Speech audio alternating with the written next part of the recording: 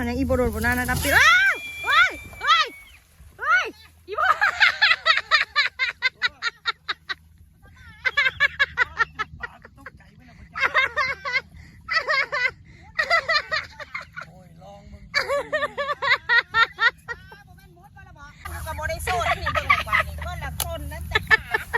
เป็นไงวะเจอแล้วเจออีเมดาไม่พอสบายดีท่านผู้ฟังท่านผู้ชมทุกท่านยินดีต้อนรับทุกท่านเข้าสู่สองพวันต่อตะปูแปดมื้อนี้เฮาสิไปเกี่ยวข้าวอยู่นะพวันต่อยเด้ออันนี้ฮะยังวันไปฮอดนะครับวันนี้หักกับอยู่เฮือนพวันต่อยเนาะมีทีมงานไปนำเซเล้งเจ๊หวานทำหน้าที่มื้อนี้โดยพลอยเพลินนิพนธ์และกาเจ๊หวานเนาะอันนี้คือยานพาหนะเฮาที่สิพาเฮาไปเราก็มีเขาเกี่ยวของกินไปเนาะเพราะมีแนวหน้าไปแล้วอันนี้ก็คือแกงละไม้นี่เพียมีปลาแดกแป้งนัวครบกวนเลยเกี่ยวข้าวตอนนี้เขากำลังจะออกเดินทางไปที่นาพวันต่อยเนาะไม่ยังลูกนะไม่ได้ไปได้ลูกพ่อเพื่อนได้ลูก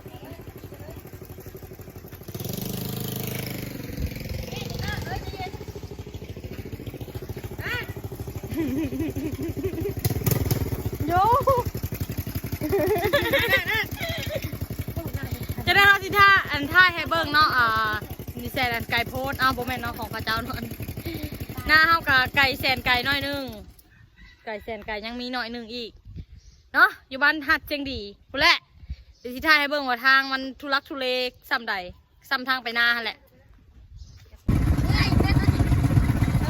โอ้ย10,000ยาวสะพึงมากเลย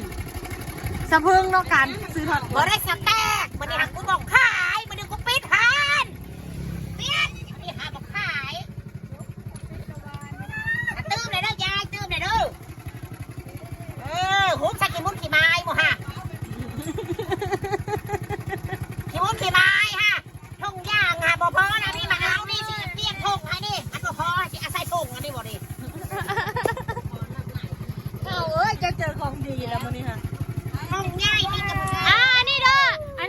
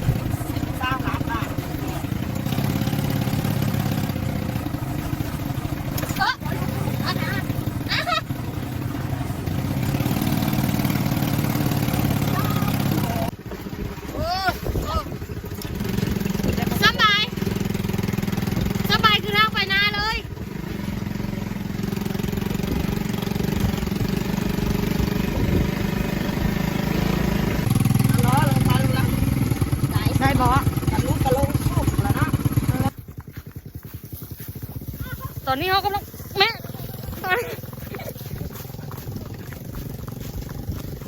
มันสิรอดจะบอกมันสิบ่ฮอดจะบอกโอ้ยลมไม่อยากลุกฮะไม่อยากลุกฮะ นี่นะบักนี่บ่ได้เข้าเขายังบ่ได้นะเลยถอยมาแล้วบ่ทอดไปเลยมันบ่กินดิ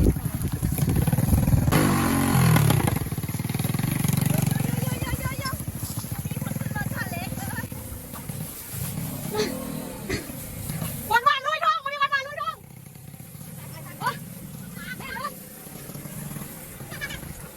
โอ๊ย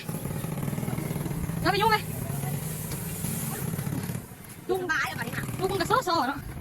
มันก็อยากซอยมันอยากซอยบ่ได้บังหนากระดัก นั่นบ่เฮ้ยอันนี้คือย่อยๆน้องสาร่าเนาะตัวก็เมื่อยบ่เฮ้ยไป เหนื่อยมาห้าวเลยบัดนี้ ดี บังหนากระโปงค่ะขนาดเลยมาหาหมด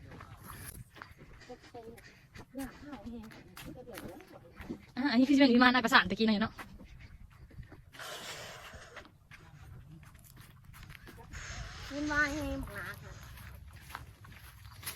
สบายดี สบายดี มื้อนี้ มาเกี่ยวเขามาเบิ่งเขาเกี่ยวเขาจ้างคนเกี่ยวเขา มาคุมแต่เช้าบุญเนาะ มา มื้อนี้ คุม โอ้ยไหนไปแกงเบ็ดถาว เจ้าหน่อยสิไปเกลือปลาน้องที่อยู่ลงบกมันมองได้เกลือเนี่ยมันน้องใหญ่เลย อันเกี่ยวแต่เช้าบุญบ่นี่ เกี่ยวเสา เกี่ยวจากคนมื้อนี่เจ้าจ้างจากคน 40 โอ้ 40คนมีแต่ FC เอาแล้วมือเดียวเนาะ มือเดียวเลยมาละโอ้ยมันบอกว่ามันมา มานี่มาซอยบ่ยอม ร อยู่ ถมาเลยมาเห่าโอ้ยมาเพิ่นบอกนี่ อืม มันยังซอยอีเมลรถคาเมื่อกี้ อืม ชุกรถบอกโอ้ยมาให้ผมไปชุกรถโอ้ยคุณได้ยินอยู่ว่าอยู่กับเสือมันในเสืออันน่ะรถซาเล้งเกียร์หวานๆคนเครื่องมาเลยมันค้าแต่เบิ่งเด้อบ่เจ้าเราจอดรถเราสิว่าได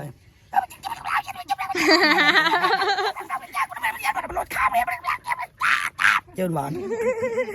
การถคา เกียร์หวานๆสื่อหวานๆเอากำมาว่าบ่ได้สำบักนาวบีบฮอดหัว เขาแล้วบอกว่าโอ้ยบ่ปิ้งหรอกบ่ค่ายแน่นอนให้บอกว่าบ่โอ้ยบ่ปิ้งหรอก ร้านตะบักฟอกนั่นนี่กิน มาฟ้อง มาเถอะมาเห่า หายเลยหาย เห่าว้าวบ่ไปซอยวะอ๋อมันเมื่อยมากูเมื่อย ไปเอาไปลูกไม่ได้เอาพันกินข้าวมาไปกินกับการดีกว่าห้ามกินข้าวแล้วลูกกระดาษ อันน่ะ ไม่ได้เอากินข้าวแล้วนะลูก อันน่ะฮะบ่แม่นทะเลสาบเด้ออันน่ะเด้อจังน้อยสิพาไปเบิ่งเด้ออันนั้นบ่แม่นทะเลสาบอันนั้นหนองเด้อหนองบ่ใหญ่ต่อยเด้อ พวกกันเกี่ยวข้าวเหยียบปลาตาไปเลยบ่จักปลาแตกบึ้ม บริโภมเลยสบายครับโจกมาให้กูนะให้รู้กูดิ มีหยัง เติมน้ำมันนี่ อันไหนโอ้ยกูล้างมือแล้วเบ้เอ้ย ห้องมันก็บอกปลายบักเขยนะไม่ได้จะเอาไปส่งมืออันนี้จะมีแล้วเนาะนี่เลยเด้ ลูกไป ห้องเห็นเมื่อคืนห้อง ไปลูกไปเล่าบังนา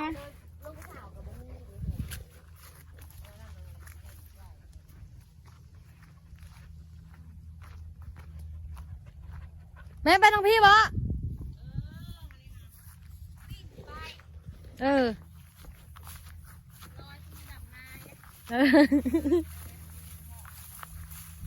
ที่ดา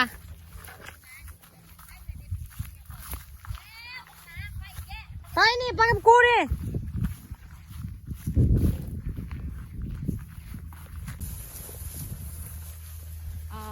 ตอนนี้กะเอาถึกคนงานลงไปเกี่ยวข้าวเนาะ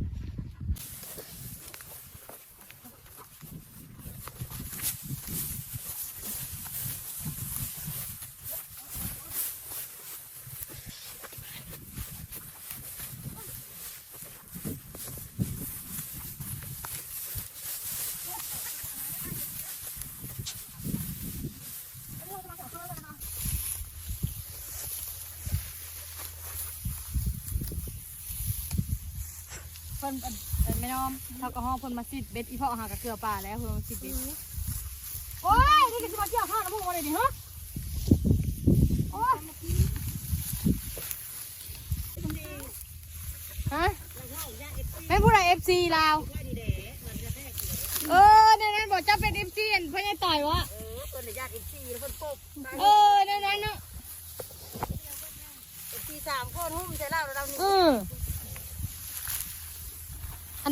อันนี้กับ FC คือกัน FC หลังบ้านนี่อยู่เป็น10 ปีแล้วบ่เคยถ่ายรูปกันจะเทื่อ ว่าเอฟซีมาจะแค่คนละท่าลูกคนมาจากข้าวเอฟซี คนนั้นกูไม่เอฟซีที่ดงบกได้ดีนะในนั้นเนาะ เอฟซีทำอะไร แม่มาเกี่ยวข้าวนี่เกี่ยวก็มีนี่ ได้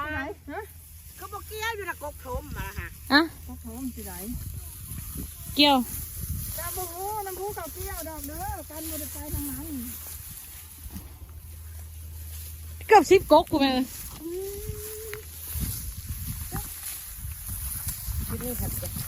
เกี่ยวไว้พวกเฮาเกี่ยวไว้ตอนนี้กำลังสิเอาน้ำไปเสิร์ฟเนาะเอาน้ำไปเสิร์ฟให้กับคนเกี่ยวข้าวยัง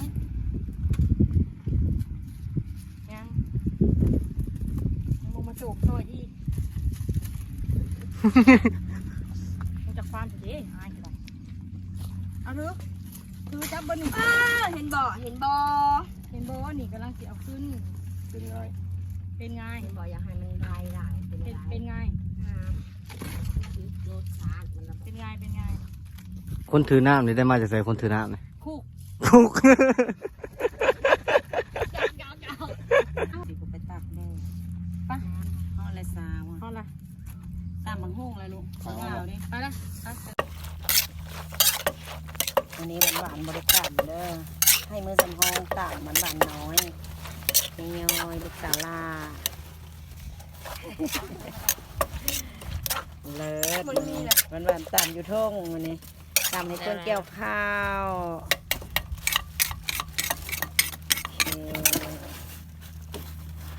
ว้าวแจ่มข้าวจะกินน้ำธรรมดามาไวๆนะเอฟซีอยากถ่ายรูปนะเอฟซีเกี่ยวข้าวนี่นะอ้าวจะไปเกี่ยวตอนไหนคือบัวพบกับเอฟซีเดี๋ยวนี้ เกี่ยวมงเขาเกี่ยวบ่เบิดเขาไปซ้ำมงเขาเกี่ยวบ่เบิดเท่านั้น ว่าเอาจากบ้านนกเขาสื่อบอกสินกเขาบอก อันเพิ่นมาเกี่ยวข้าวเลยอันเพิ่นอยากถ่ายโฮปFCเพิ่นขอบใจเด้อมาเกี่ยวข้าวให้เพิ่นมาแต่ทักแขกพูเด้ค่ะอันนี้ค่ะเราติดตามพามาตั้งแต่ข้าวพาเซฟอยู่วัดกลางพูนี่มาเห็นตัวจริงๆเมื่อดีค่ะ ฟองอยู่พี่ได้ กินตัวเป็น ประจำไม่อยู่พี่ได้ บอก ขอบใจหลาย คันหูสิมีอันนักร้องปวดใจสิเฮ็ดงามมา ๆโอ้ยทำนี้ก็งามแล้ว นี่ก็งามจนย่อยแล้วนะ อันนี้เป็นงามเลยบอก เอาถ่ายเลยแม่เอานี่ค่ะเอาถ่ายให้เพิ่นนะลูก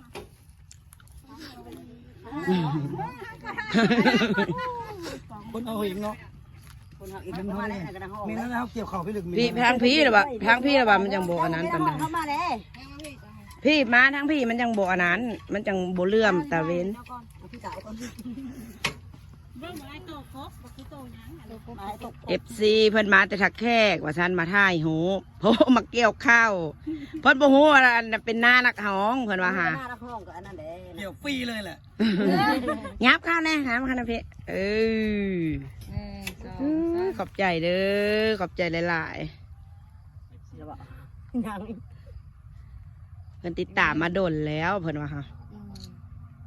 ขอบใจหลายๆขอบใจหลาย ไปผู้บ้าปิ้งหมา ไปเบิ่งแต่เจ้าเกี่ยวมันเกินไปนะ ไม่ได้ทายแล้วน้ำห้องน้อย อ้าวทายนะน้องน้อยไหม บ่น้อยละมั้งนี่ถือผ้าลูกพกจนให้ยังให้ผัวผ้าไปเบิ่งเพิ่นร้องเพลง อันเด้ฝากถึงผัวแล้วนี่เด้อฝากถึงผัวแล้วนี่เด้อ ทายห้าบริกองเลย อะไร กองเอามาน่ะไม่สิได้ ให้เพิ่นเฮ้ย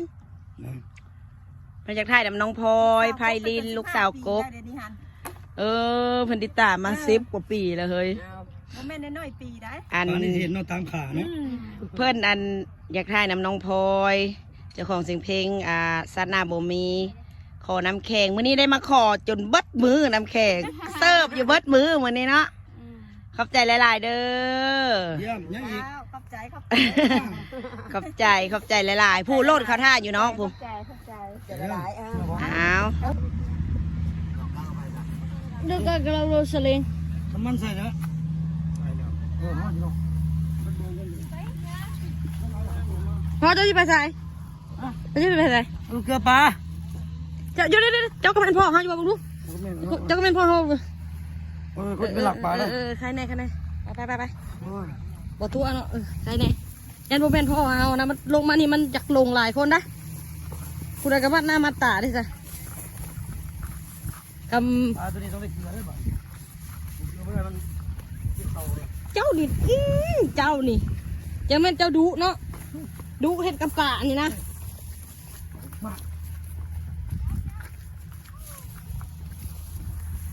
น้องที่เท่าไรนี่อีกน้องนึงเลย งานนะเลิกเขาอยากเขาตกอยู่ทั้งหมด อันนี้นี่รีวิวก่อนเขาเห็นเจ้าลงเฟซบุ๊กเขาก็หาก็เคยเห็นมึงนี่แหละตัวสูงเติบด้วยนี่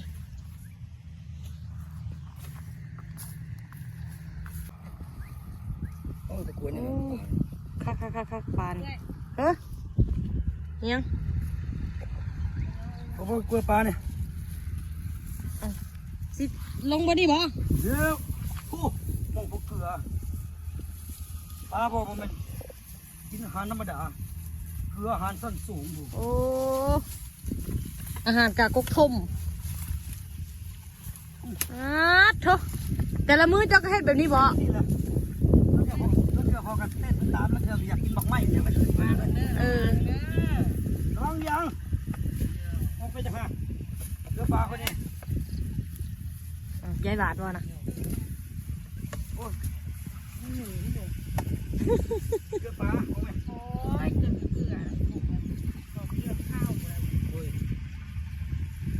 ข้าวซ้ำนี่ระวังเด้อ รู้เป็นเกลือคู่มือ โอ้ยมันคืออ่อนแท้อันนี้คือวิธีเกลือป่าของพญาแต่ละเพราะมันคือเกะเพราะมันคือนั่นแท้อันนี้คือวิธีเกลือป่าของพญาต่อยเนาะอันไม้ก็คือดอกแท้แต่คือเสียวแท้โอ้แนวนั้นเนาะโอ้คักหลายโอ้ป่าพญาต่อยคักเลยยังอีโบโดนบนหน้านะครับพี่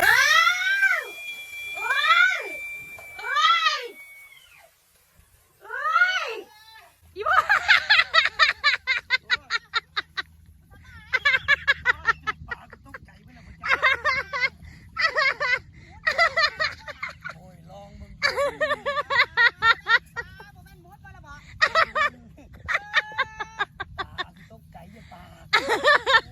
พ่อป่าจะกี่พ่อป่าจะตกใจอยู่ปู่ป่ามันเต้นนะพ่อมันตกใจปู่ เขาเราเป็นยังดอกเขาก็มีตกใจ จมทอดจมน้ำอยู่กับบริโซนนี่เบิ่งออกไปนี่ก็ละคนนั้นจะขาข้าวแล้ว เป็นไงวะจะเจอแล้วเจออีเมดาไม่พอป้าตัวป่าป่าคือคักแท้นะ อุ้ยตากูตกใจไปแล้วจักอุ้ยตกแห้งหนึ่งบ่หางปุ่มหนึ่งบ่ว้ายเฮ้ยเกือบกูเจ็บ บ่เจ็บบ่ เจ็บมันราคา5 คอนะ นี่ ไปเกี่ยวข้าวฮะ โอ้ บ่แม่นใส่เกลือตาป่าเกี่ยวออกข้าวนั่นนี่มากสิคนสิปั้นแล้ว เลิกกันมองอะไรตกเห็นเลย เลิกมันก็เกี่ยวครอบเลิกแล้วเขาจะขายจะไปเกี่ยวเดี๋ยวนี้ฮะก็ยันตกตายลงไปในหัน ห้องทั้งหมู่กับเกี่ยวเบิดเลยระวังเด้อโอ้ยอะไร เราใช้ได้ทุกโบ้ยเกือบ อย่าเด้อตะเกียว ส่ง น้องคุณเนาะเกี่ยวบุฟเฟ่ต์เลยคนเนาะ ส่งอันนี้เบิ้งสลิปงามอยู่เนี่ยซื้อให้กับมือโอ้ยยังมันยุ่งเข้า โดนพอดี เข้าเป็นอันนี้เป็นน้ำเข่าได้เกี่ยวยากเลย เกี่ยววนวายน้ำตะปูตะป่านั่นมันเลิกกูยังตายมุดซื้อตกลงหา จ้างมาเกี่ยวเขาก็โบเกี่ยวให้เนาะ เกี่ยว คำมันเลิกเนาะเขาก็บกล้าลงเลยเขาก็บกล้าฮอดลงเป็นอันนั้นเบิ่งผู้เลยลองเบิ่งผู้เจ้าก็บ่ลองให้เขาเบิ่ง โอ้ยบุเป็นด้วย ตรงนั้นหน้าแน่ เอามาสิ เกลือตะปูเกลือตะป่าหลาย เจออะไรพอ แน่ จะเจออีแม่ได้ งามันฮักผมเพื่อกูมือกูเห็นฮัก อ้าวมันบ่ได้หักลายเชื้อได้งาคำบอกอยู่ มันฮักเธอเดียวนะพ่อเอ้ย มันก็บรีวิวเนาะ มีบ่ได้นะโมเมนต์นะครับพนม กินดีโดดในงา รี นะ วิวแฟนซีดีที่เราฟังแล้วฟังอีก โอ้ยเกี่ยวเข่าเนาะ จม เท่าอะไรเดียว เออ ไปออก อย่าไปกอคอห่วงเด้อ เขาเห็ดขายบริโภคแล้วว่าเข่าแล้วนั่นน่ะคือเศร้ามาเห็นจะให้นะเห็นแต่ต้นเข่าพ่วงเข่าเราบ่เห็นเขามาเกาะเอา อ้าวมาจุ่มเอาห่วงข้าวจุ่มน้ำนี่ ได้แล้วเฮ้ยเลยละ อ่าคูนเนาะผัวเจ้านะแม่ โอ้ย กันเลยเฮ้ย เจริญพรยกข้าวเลยก็บ่ตกมัน ภาพกกข้าวกูก็เพิ่งกระโบยอมเกี่ยวนะกูแบบ เลยบ่แล้วเนาะ โบแล้วมือแรกก็กูสิไล่ฆ่ากันลงเกี่ยว โอ้ป่าบอลขนาดเลยพ่อ มันเข้าใจเมื่อกี้ เออบ่เป็นป่าใหญ่เนาะโอ้ อ้าวตาใหญ่มันก็อยู่พื้นพอแล้วมันสิเป็นภูมาให้แม่ เลือก5 เมตรตัวนี้ ปูนมันตอนกัน พูดไม่ได้นะพูดดอก อยู่บ้องสไลเดอร์พวกนั้น เฮ้ยถ่ายมาแต่พูดมันจังแจ้งของผม มันแจ้งนะมันแจ้งนะมัน พู แจ้ ด ง มาแต่ทางตอบตะเวนสูงงามเลยทีเนี่ย งามอันนี้ก็งามคือกันนี่ นี่มันตอบตะเวน โคร ล ง ง มันน้อยหมด งามคือกัน บ้องสไลเดอร์เด็ด อันโอ้ย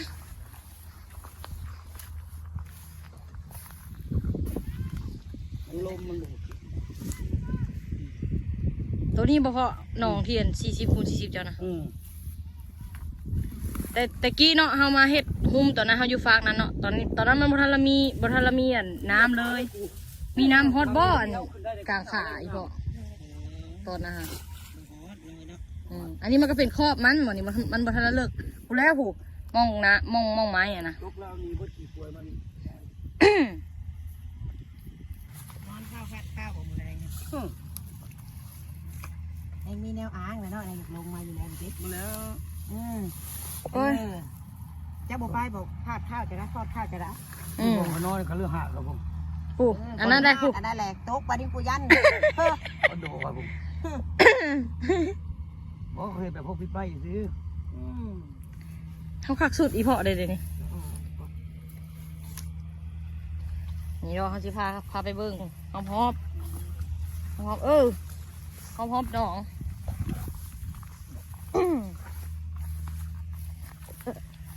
โบกล้าลงดอกมันยานเนาะ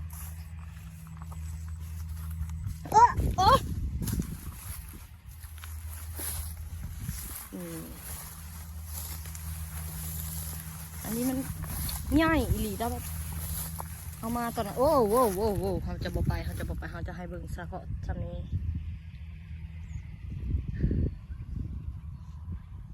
ผู้นำพ่อใหญ่ต่อยอยู่พุ่นเด้อกับยายบานเราไปทุ่งไว้หลายๆน่าจะป่าน่าจะหลาย อู้ป่าเราบอลหลายขนาดได้ดิ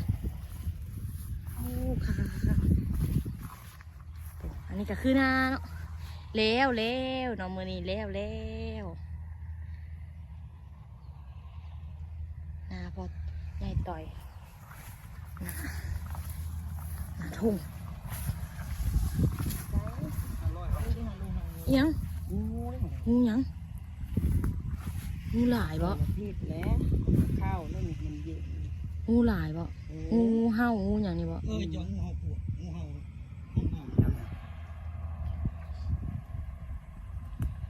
หมูเจ้าด้วยเนาะ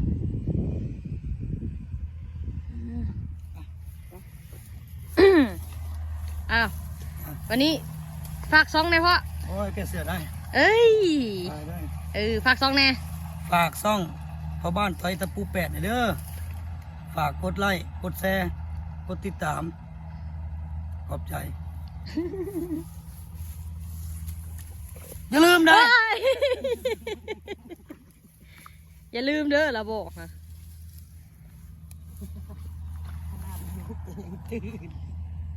ขนาดลูกก็ยังตื่นอย่าลืมกด